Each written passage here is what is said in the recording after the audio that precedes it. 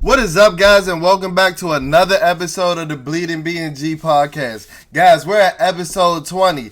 Thank you guys who've supported the journey so far. I never thought that we'd make it to 20 episodes, but we're getting through the dog days of summer, and football season is right around the corner. Guys, we are in July. This is the last month without NFL football until March 2022. I am so excited. I am so excited. With that being said, I want to give you a timestamp like I do for all of my episodes. So today is actually Tuesday, July 13th. It's about 5 o'clock p.m. And the Washington football team is exactly 2 weeks away from opening up training camp in Richmond. The training camp starts on Tuesday, July 27th. And I cannot wait. Of course, I'll be down there for the last 2 days in Richmond, that Friday and that Saturday. And like I said, I can't wait. Like I said before, guys, thank you for all of your support so far for our first 20 episodes. I hope you guys enjoyed my last episode, the collaboration pod we did with the Raw with Rio podcast with my guy, the fan ambassador, Rio Robinson, and the Tay and Todd podcast. Be sure to check those guys out. They're pushing out content. They're pushing out good stuff over there. Everything Washington football team related. And those are my guys. Those are some of the guys that I'll be in training camp with. So if you see us, just post a wave. Don't be scared to say hey, because we'll be looking for you guys as well. I cannot wait, guys. Football season is here. So with that being said, like I said, guys, we're in the middle of July. It's the dog days of the summer, but there is some things that us over at BnG need to talk to you guys about. Remember, we said we're going to push you guys through these dog days. Come on, we're your content, we're your number one hub for everything Washington football team related. So with that being said, referring to the dog days of the summer, there isn't much news regarding the team and much news going on circulating in the NFL as a whole. The biggest pieces of news that have come out within the last week or since our last episode is that CEO or our team CEO Jason Wright announced that the Washington football team expects to reveal or unveil their new name and logo by early 2022. So that's early next year. And then a couple of days later, actually yesterday, Monday, July 12th, if I'm not mistaken, he said that the name Warriors was out of the running because the future name doesn't want to have any connotation or direct affiliation to any racial connotation or to like the Native Americans being offensive to them and things as that.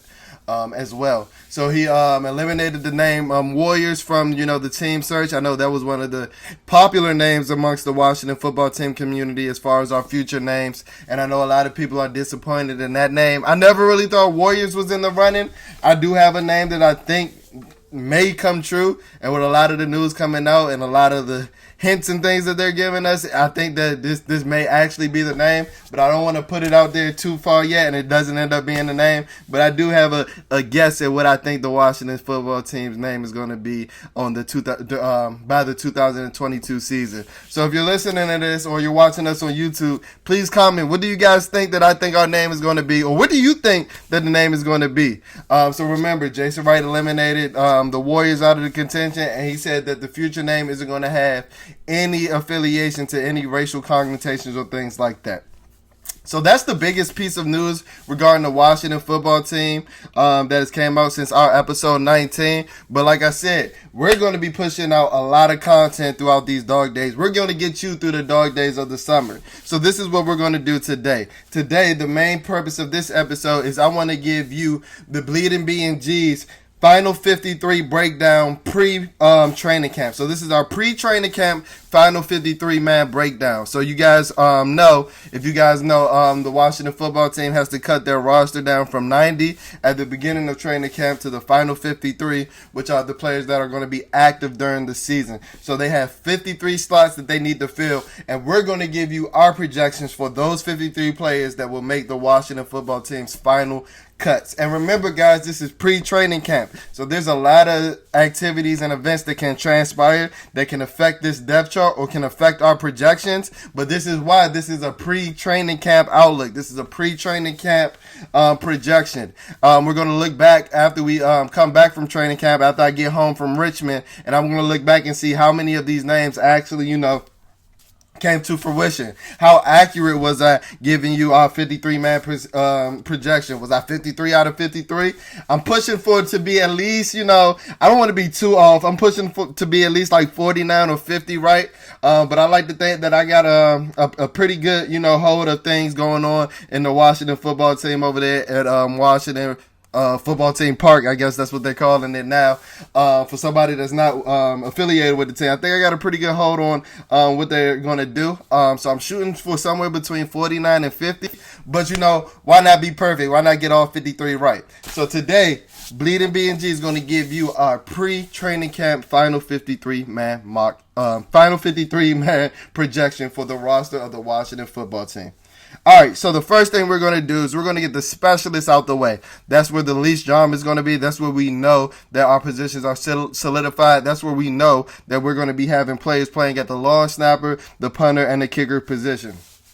So our three specialists that I think are solidified on the roster are Cameron Cheeseman, Tress Way, and Dustin Hopkins. I think that Cameron Cheeseman and both Cameron Cheeseman and Tress Way are locks, with Tress Way being one of the best punters in the league, and Cameron Cheeseman being an actual draft pick of this regime this past year in the 2021 NFL draft. A lot of teams don't spend draft capital on long snappers. Those are kind of guys you find as priority free agents or undrafted free agents. And the fact that we spent a draft pick on Cameron Cheeseman just shows that he has a pretty tight stranglehold on that roster spot at the long snapper position. Now, the one specialist who I think's job may be in limbo is Dustin Hopkins, because he did have some inconsistencies last season, but there isn't anybody on the roster just yet to push him. So as of right now, I think that he's going to be solidified as, the kicker for the Washington football team. So that locks up 3 positions as far as our specialists go. So that leaves us with 50 more open roster spots. So for our breakdown, we went for 26 players were selected, made the cut on the offensive side of the ball, and then 24 players on the defensive side of the ball made the cut. So we had our final 53. The only person that was on the physically unable to perform list is Landon Collins. So that means that while he didn't initially make the final 53-man roster, he's still on the roster. He has about, I think, the first 6 weeks of the season to get cleared. And if he's activated and the team feels like he's good to go, they would have to remove one of the guys that made the initial 53-man roster. So for our Bleeding BnG projections, we had put Landon Collins on the PUP list just because, guys, he suffered an Achilles injury in October. And you got to think, that's about 9 months ago. And Achilles tends to be like a 12 to 15 month injury, and that's for like basketball players and guys that are lighter and leaner than somebody like Landon, who's carrying about 220 to 230 pounds to his frame at all times. So I just think while I did see him out in minicamp, they said he didn't do any team drills or any full speed drills. That was promising to see that he was walking around and doing some solo individual stuff, but I don't think that he's going to be ready in 2 weeks, because remember, guys, I just said that the training camp is 2 weeks away, and I am very excited about that. So Landon Collins is on our PUP list, and what we're going to do now is give you the breakdown of our offense. So we're going to go through all the offensive positions, and you guys can hear the 26 offensive players that we think make the initial final 53-man roster.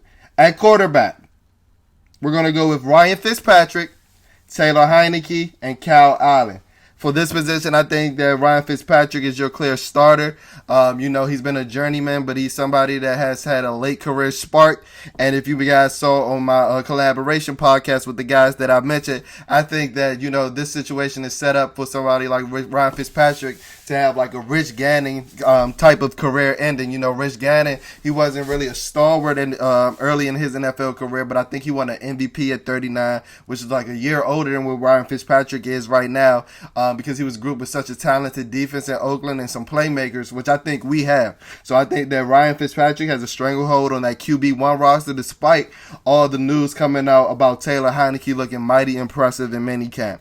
That is why I think that Taylor Heineke is solidified as our quarterback 2, and then Kyle Allen, rounds up the quarterback position as our quarterback 3. I personally think that Ryan Fitzpatrick is going to have a very successful season, starting all 16 games for I think the second time in his career, because I think this is the best roster that he's been on in his NFL career. So for our quarterback position, we have 3 players: Ryan Fitzpatrick, Taylor Heineke, and Kyle Allen. For our running back position, I only have us keeping 3 running backs, and I will explain why. That's kind of scarce with today's NFL. You know, they usually keep like 3 running backs or a fullback. Most NFL rosters don't contain a fullback or don't use a fullback now, so they'll keep 4 running backs. But I'll tell you why I only have 3 running backs making the final 53-man roster after I dabble off these names here. So the running backs that I have making the final 53-man roster are Antonio Gibson, J.D. McKissick, and Lamar Miller.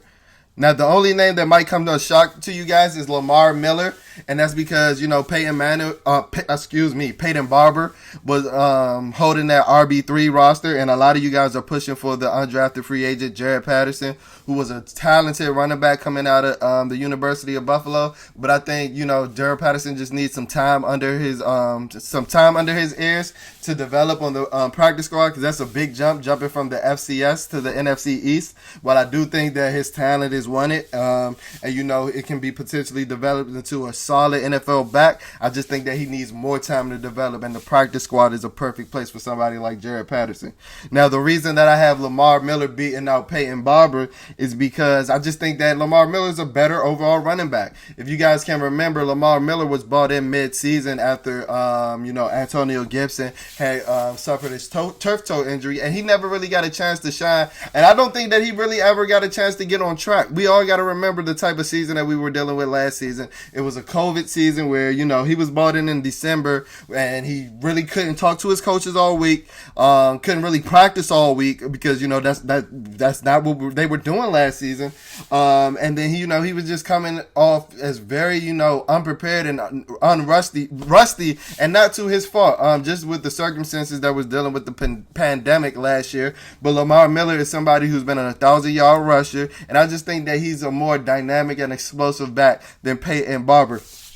I know we used Peyton Barber as a short yardage back last season, but I think that Antonio Gibson can do all that, can fulfill every role. I think that Antonio Gibson can be your bell cow. I think that he can be your third down back with his receiver background coming from the University of Memphis. And we saw last year how many times he pushed the power forward. So I think that he can be your power back as well. And that is one of the few reasons why I only kept 3 running backs on the roster, because I think that Antonio Gibson can serve in a plethora of roles where you don't need necessarily a designated running back to fill a designated role, because Antonio Gibson is your Swiss Army knife in that position. So I have us keeping 3 running backs. That's Antonio Gibson, J.D. McKissick, who will be your primary third down back, who you know, production may take a dip with Antonio Gibson, you know, seeing some third down back roles, and Lamar Miller.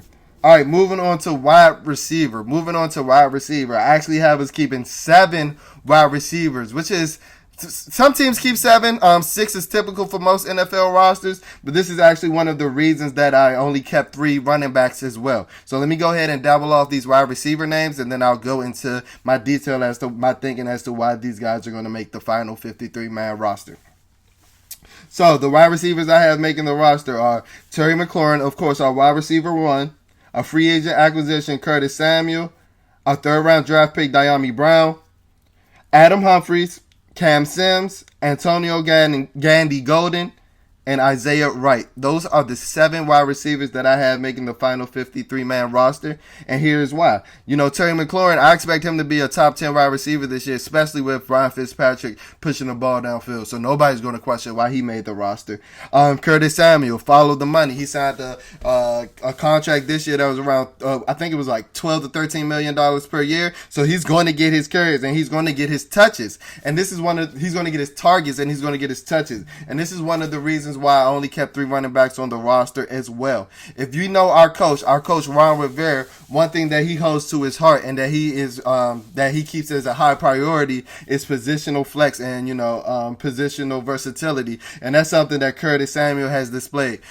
He showed that against the Washington football team last season with 2 runs of over 20 yards, and I think that he's somebody that can play the halfback role in the pinch. No, you don't want him having, you know, 15 or 20 carries, but, you know, if you want want Antonio Gibson to get a breath, Antonio Gibson with 4.39 speed, you put in an even more explosive athlete than Curtis Samuel with a 4.31 speed guy in the backfield and getting the touches where the defense is expecting him to usually line up in the slot or out wide, and you can catch the whole defense off guard. And you can do so many things with Curtis Samuel, and that is one of the reasons why I only kept 3 running backs on. And if you look at Curtis Samuel, he doesn't really have a typical wide receiver frame. He's built more like a stocky running back with a thicker, torso and a thicker calf muscles and things like that. So I think that Scott Turner's going to get really creative and use Curtis Samuel in a plethora of ways.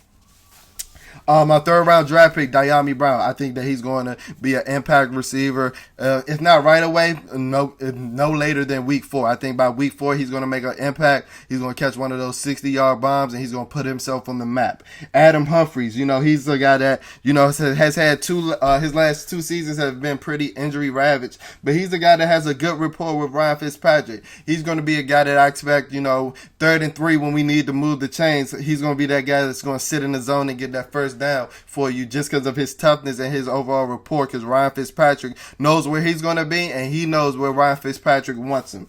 Cam Sims, after that season, and we signing him to that restricted free agent tender contract, I think that he's damn near a lock to for the final 53 as well. He's somebody that gives you a big body receiver at 6'5", and you saw last year that he was pretty good with contested catches. You think about the one-hand catch that he had against the Steelers. You think about the contested catch that he came down with in the New York Giants in the red zone.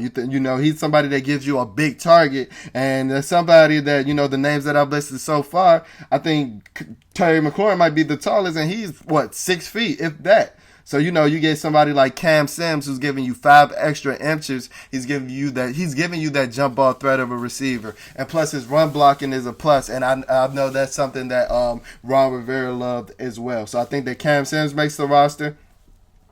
I think that Antonio Gandy Golden makes the roster as your second big body receiver. Coming out of the draft, Antonio Gandy Golden is coming off of a disappointing rookie season where he dealt with a plethora of injuries, and it always seemed like he was just behind, even in training camp. I know a lot of the reports were like, Gandy Golden looks like he's unsure of the routes and the concepts that he's running and things like that. And that's something that you can expect with a guy coming out of Liberty, but we got to remember some of the things that made him an elite draft prospect is his elite physical traits, his way to track the ball in his air. I don't think I saw him lose a contested catch. I don't think I saw him lose a jump ball in college. His jump ball rate in college was like 90-10 or 100-0. It's not a 50. It wasn't a 50-50 with Gandy Golden at the University of Liberty.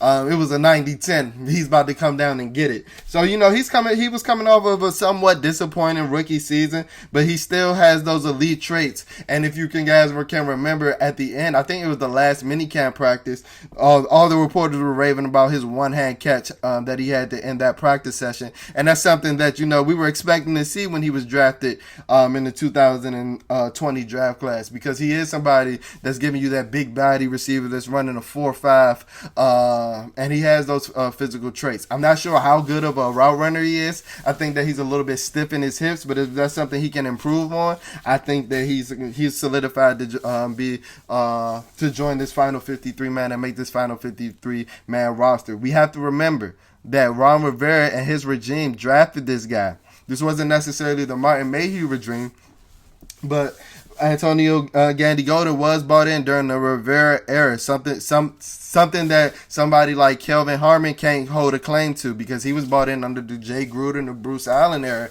and I think that gives him the edge of potentially making the final 53 over a guy like Kelvin Harmon. And then last but not least, Isaiah Wright.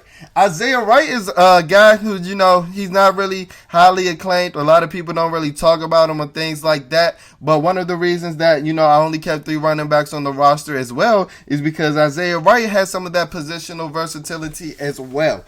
He played a lot of running back at Temple, and he's somebody that's shown, he has a prowess with the ball in his hands. If you guys can remember early last season, there were some games I think I can remember vividly, like the Cleveland game, which was week 3, where Isaiah Wright was, seeing snaps before a guy like Steven Sims Jr. So that shows you that the guys in this regime under the Rivera era like a guy like Isaiah Wright, and he's somebody that can also also, help out in the return game as well. I think in one of his years in the at Temple, he led the entire country, I think, in the NCAA in kick return yardage. That's something, I was kind of disappointed in his return ability during his rookie season, but we all have to remember he didn't have an off season to train. He didn't necessarily, understand all the schemes working under, our special teams coach, because he didn't meet up with him, or he didn't meet his special team coach until OTAs last year, and that they didn't necessarily have a bunch of practice. And that's one of the reasons why I don't think that the Washington football team necessarily ran a lot of kicks back last year. If you guys can remember, Danny Johnson would catch the ball at the 1, and he would almost kneel the ball down instantly, not even looking to return the ball. And I think that was just a conscious decision, because that, they didn't have a lot of time last season during the pandemic to work on a lot of special teams things. So that is 7 wide receivers that I think are going to make the Washington football team final 53-man roster. Now moving on to the tight ends, where I think that 4 tight ends will make the roster. Logan Thomas, we all know why. He's our starter. He's our TE1, coming off a breakout season where he had top 5 tight end numbers across the board. John Bates. I have Semi Reyes making our final 53 roster, and I have Ricky Seals-Jones. The reason that I kept 4 tight ends is because I don't necessarily think that Semi Reyes is going to be ready by the end of training camp, but we have to remember he was signed to a contract coming from that international players program, so he isn't somebody that we can just send to the practice squad. He would have to be waived, and at 6'5", 260 pounds, running a 4.6 40, but I think he had 35 bench reps. I just don't want to give up on those physical, freakish type athlete, and I don't want to give up on a guy like Semi Reyes. I want to give him as much time possible. So I think that's why the Washington football team brought in a guy like Ricky Seals-Jones during those early training camp practices when he sat is to develop Semi Reyes.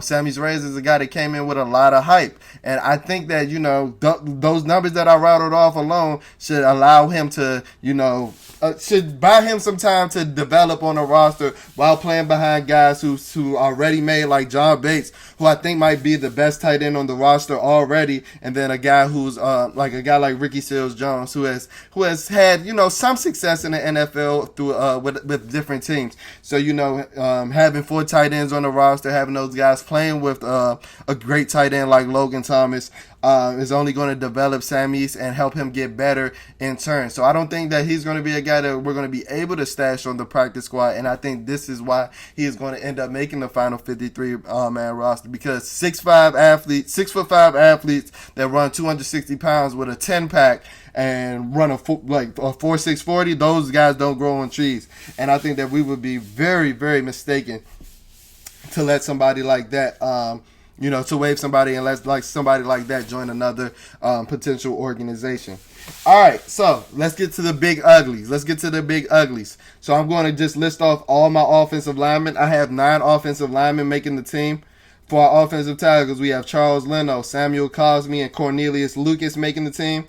For our guards, we have Wes Schweitzer, Eric Flowers, Sadiq Charles, and Brandon Scherf making the team. And for our interior linemen, our centers, we have Chase Roulier and Tyler Larson making the team. Tyler Larson is somebody that has came over from the Carolina Panthers, so Ron Rivera is familiar with him, and I think that he was brought in for that reason, for the familiarity. If you guys can remember when Coach Rivera was first brought in, even before the 2020 season, he mentioned how much he loved familiarity, and that's why he brought in a lot of the guys from Carolina, because he loves being comfortable, and he loves the known.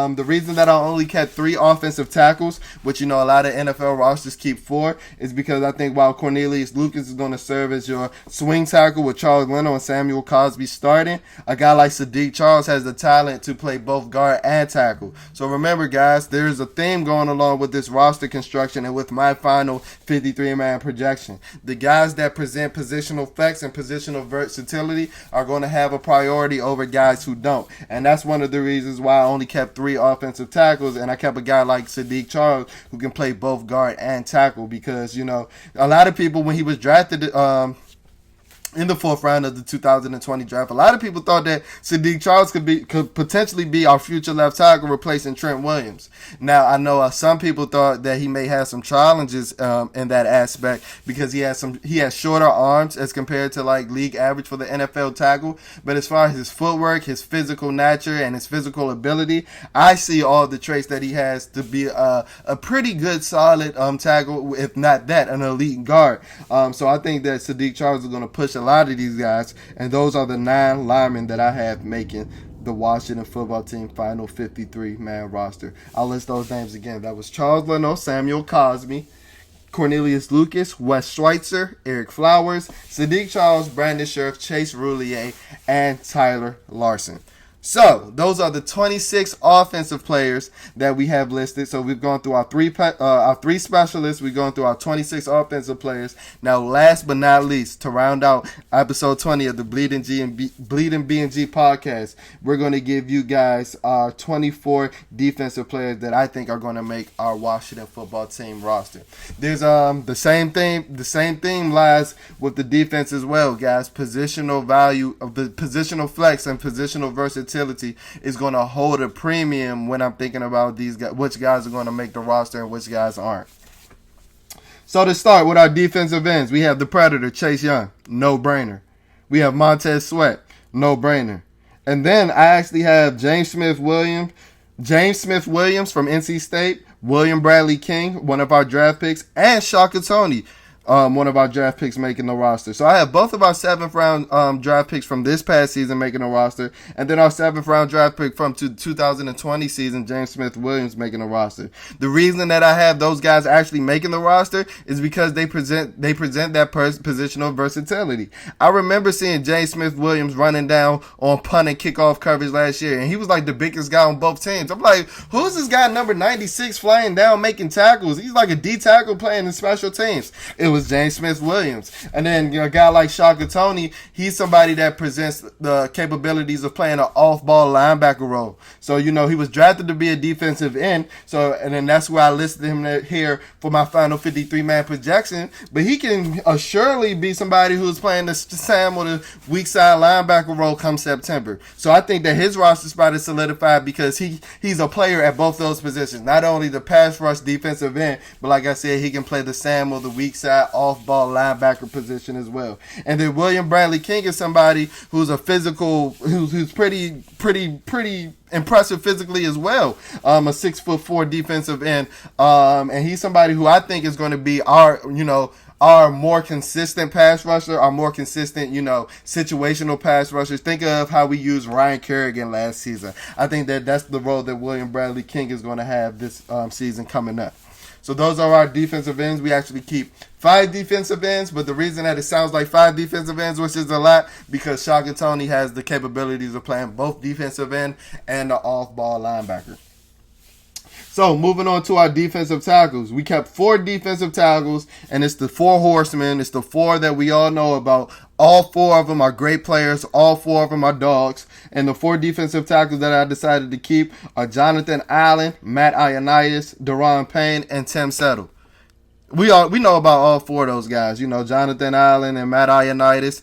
Jonathan Allen and Daron Payne coming off dominant seasons where they put, the Washington defensive line on the map as one of the best defensive lines in the NFL. And that was without our best interior pass rusher in Matt Ioannidis, who had 9 sacks in the 2019 season.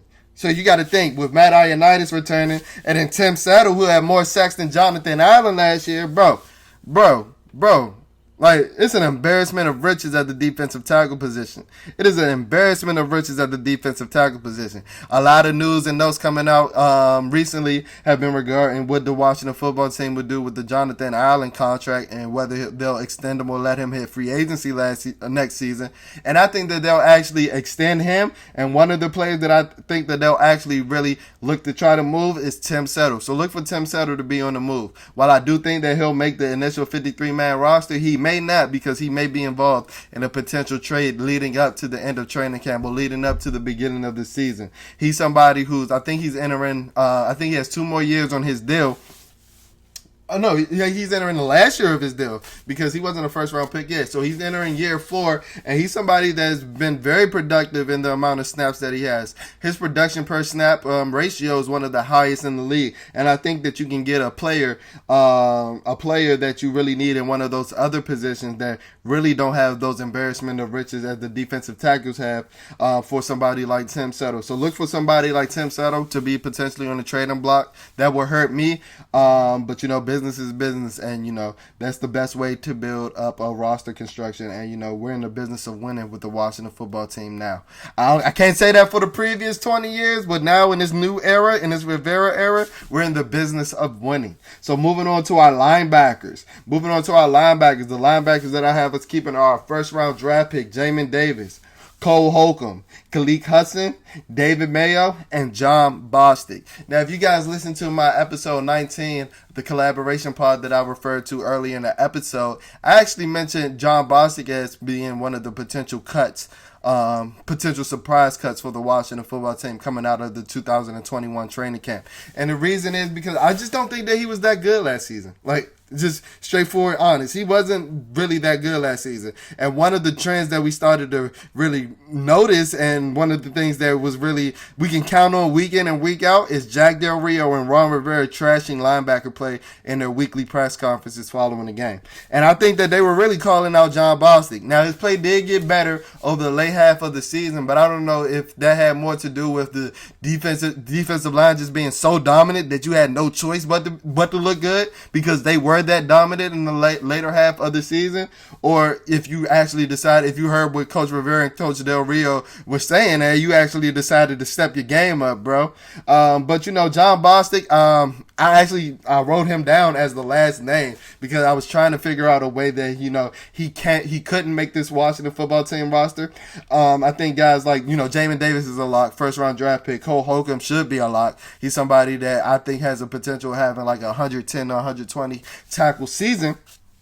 And then you got a guy like Khaleke Hudson, who, Ron Rivera seems to be in love with. He always mentions him when he says guys that have the capabilities of playing the big nickel position. And he mentions him, and his name stands up because he mentions him among the likes of like Landon Collins and Cam Curl. And those are guys are DBs. So he's mentioning Khaleke Hudson in that same light. And then if we can remember, Khaleke Hudson plays almost every special team. And he contributes on almost every special team. So he's near a roster lock. A guy like David Mayo is coming off a very solid season with the New York Giants, even though it's rather unheralded and a lot of guys don't know about him. He's a very solid player, and I think that he actually had a better season, per snap ratio and production-wise than John Bostic. The reason that John Bostic made this roster is because I simply didn't find anybody or 6 linebacker that I could have put over John Bostic. So remember, I said that Shaka Toney has the potential to play an off-ball linebacker role, so he can be that 6th linebacker. And then, John Bostic still may potentially be that surprise cut. My prediction from episode 19 may still hold true because a guy like Jared Norris actually contributes more on special teams, and I can easily see Ron Rivera going in the favor of somebody like that as opposed to John Bostic, who's strictly a defensive linebacker and strictly a middle linebacker at this point in his career. All right, moving on to the cornerbacks. I have us keeping, how many cornerbacks is this? I have us keeping 6 cornerbacks. The cornerbacks I have us keeping are William Jackson, Kendall Fuller, Benjamin St. Juste, Darryl Roberts, Jimmy Moreland, and Danny Johnson. Okay, so I think that, the top 3 cornerbacks are locked up. I think that William Jackson, Kendall Fuller, and Benjamin St. Juste are going to see majority of your time, especially when you're playing, your nickel and your dime packages, when you'll need multiple defensive backs on the field. I think that this is the season where we allow Kendall Fuller to slide back into the slot where he was dominant in the 2017 season in his first tenure with Washington, and allow William Jackson and BSJ, Benjamin St. Juste, who's the 6'3" corner that we drafted out of Minnesota, to lock guys up on the outside. You guys know how I feel about William Jackson. I've said it in almost every Bleeding BnG episode. I think that he's one of the better cover corners in the league, and I think he has the potential of locking down nearly every receiver in the NFL. So if you pair him with Kendall back in the slot, and then you have a 6'3" freak and Benjamin St. Juste, who possesses the fastest short shuttle time in the entire draft. So he has good hips, and he's going to be moving with those guys, those boundary receivers and different things like that, I think that this secondary can flourish. So then you have a guy like Daryl Roberts who can potentially be your backup nickel. And then our fan favorite, or you guys' fan favorite in the Washington football team community, I think that Jimmy Moreland, he makes the roster just scratching and clawing, and he makes the end of this roster. I think Jimmy Moreland regressed in his second season, and I don't know how favorably the regime of Coach Rivera and Coach Del Rio and everybody else in the front office thinks of Jimmy Moreland. We have to remember, just like Kelvin Harmon, Jimmy Moreland was brought in the 2019 draft, so that's not a part of the Rivera era. And like I said, he's somebody that regressed, and I think that Washington with Martin Mayhew and Coach Rivera and Coach Del Rio, I think they have a philosophy of liking bigger corners, which Jimmy Moreland isn't. He's about 5'9" at best, so I think that he scratches and claws his way onto the roster just because he is capable of making some plays, and he has a pretty good attitude. I know early last season, Coach Rivera was talking about how he loved how Jimmy was talking in practice. So, maybe his personality helps him hold on to that end of the roster spot. And then the sixth defensive back, or the sixth corner that I have us keeping, is Danny Johnson. That's solely for return purposes only, because I don't really think that we have a returner to supplant him on the depth chart. And he didn't necessarily do bad last year. Like I told you, I think a lot of the coaching staff just told him, like, Danny, just field the kick. Just field the kick. Field the kick. That's all you can do for us. Field the kick. And then when he did try to return some kicks, he did show some speed. I know the numbers didn't look great, but he did show some speed and acceleration. And I just think that he's the best thing that we have right now. I know we brought in a guy like DeAndre Carter, but I don't see him supplanting one of the 7 wide receivers that I have making the final 53-man projection.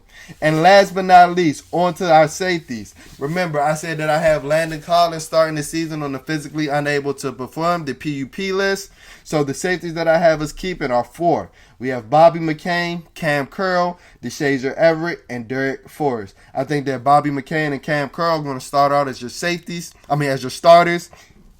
With Bobby McCain playing primarily the free safety and Cam playing primarily the strong. But, they're both interchangeable. I think DeShazier Everett is going to make this roster because he's still our special teams ace. He's a guy that has been considered our special teams captain since, I believe, 2016. So he's one of the backbones of this team, guys. And if you guys can remember, when he filled in the safety role last year in the pinch, he was body bagging guys. He was tagging. I'll never forget the hit he laid on Raheem Mostert on the sideline against the San Francisco 49ers. DeShazier Everett was smacking dudes before he messed up his shoulder injury. And I saw a lot of improvement. I think that Ron loves a guy like DeShazier Everett who's willing to put his body on the line and to do whatever the coach asks of him. So I think that DeShazier Everett is going to make it. And then our 5th round draft pick, Derek Forrest, is going to make the roster over a guy like Jeremy Reeves. If you guys can remember, Coach Rivera, I believe it was Coach Rivera, or it might have been Coach Katzker, or whoever the special teams coach is for the Washington football team right now. They said that they considered Derek Forrest the best special teamer in the draft. If you guys can remember, they said the same thing about Khaleke Hudson last season. So I think that these are one of the reasons why these two guys have a pretty good hold on a roster spot, is because these guys are held in high regards, if not on the offensive or the defensive side of the ball. They are held in high regard on the special team side of the ball. You got to think, for you to get your best special teams player in back-to-back draft class, that's building up to be a pretty solid special teams unit. So I think that Derek Forrest is going to make the roster over Jeremy Reeves and potentially play that backup free safety position. Not sure how his range is, but he did show some center field ability and some deep high single high ability in college, and I think that he's going to have to develop and improve on that, but he's going to fill in as your backup free safety in his rookie year. So that's it, guys. That's all 53. I hope I didn't go too fast for you. I tried to give you guys an in-depth breakdown of all positions and all players. I appreciate you guys tuning in to episode 20 of the Bleeding BnG podcast. If you're looking at this on YouTube, you can always subscribe. Please, I appreciate your subscriptions. I appreciate your feedback. I appreciate the comments you leave. If you're listening to us, please follow our social media. Our Instagram is at BleedingBnG. I will leave the tag for the YouTube fab so you guys can see. That spelling is at BleeDing BNG. And then our Twitter spelling is a tad bit different. That spelling is at Bleeding BleeDing BNG. And I'll leave that tag for my YouTube fam as well for the Twitter handle as well. Like I said, guys, at this point, we're on all podcast platforms. So be sure to check us out. If you're following us on Apple and Spotify specifically, please rate, please comment, please review.